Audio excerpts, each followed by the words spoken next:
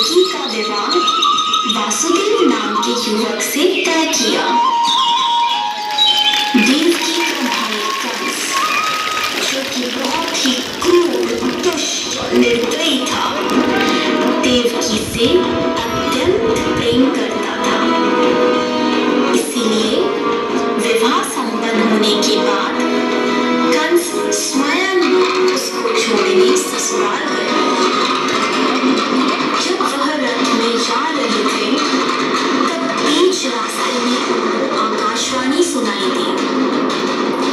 हे दुष्ट कंस, तूने इस धरती पर बहुत पाप किए हैं, इसलिए इस धरती पर से तेरे पाप नष्ट करने के लिए देवकी का 8वां पुत्र जन्म लेगा और वही तेरा विनाश करेगा। यह सुनकर कंस अत्यधिक भयभीत और क्रोधित हो गया। वह बीच रास्ते में से ही रथ को वापस मथुरा ले गया और देवकी और वासुदेव जी को बंदी गृह में डालकर बंदी बना दिया। समय बीतता गया।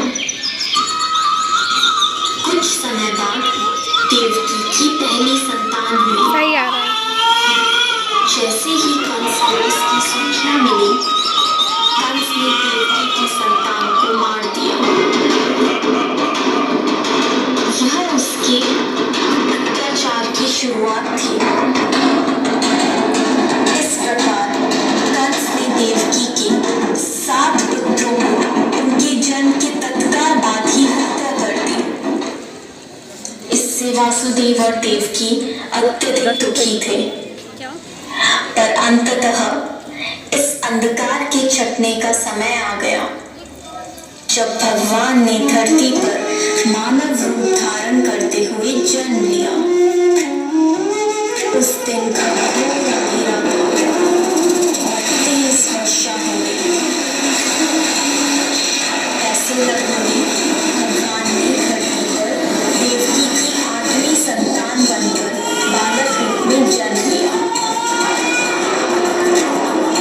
जन्म लेते ही वहां एक दिव्य प्रकाश प्रकट हुआ और उस प्रकाश में से श्री विष्णु भगवान ने अपने पूर्ण अवतार में दर्शन दिए और वासुदेव से कहा, हे वासुदेव, मैंने इस धरती पर कंस जैसे दुष्ट और अत्याचारी मानव का विनाश करने के लिए कृष्ण अवतार में जन्म लिया है।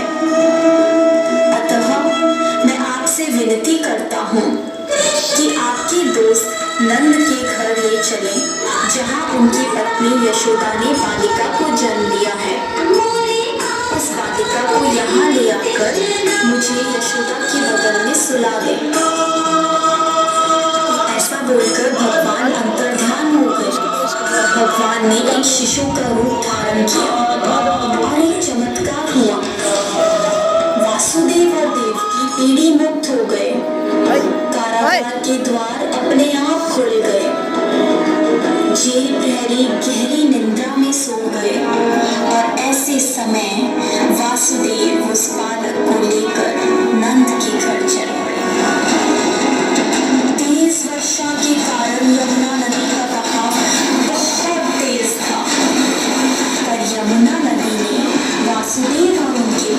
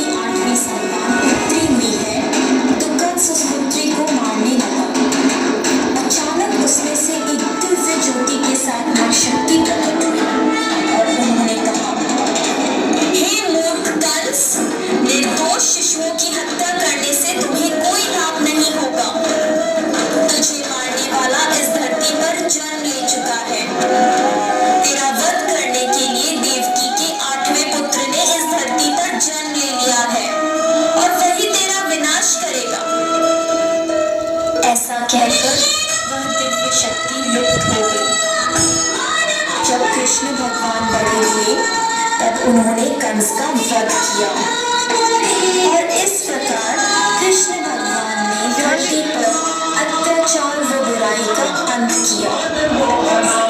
इसीलिए हमेशा प्रत्येक भाद्रपद की कृष्ण पक्ष की अष्टमी को जन्माष्टमी के रूप में श्री कृष्ण का जन्म दिवस मनाते हैं।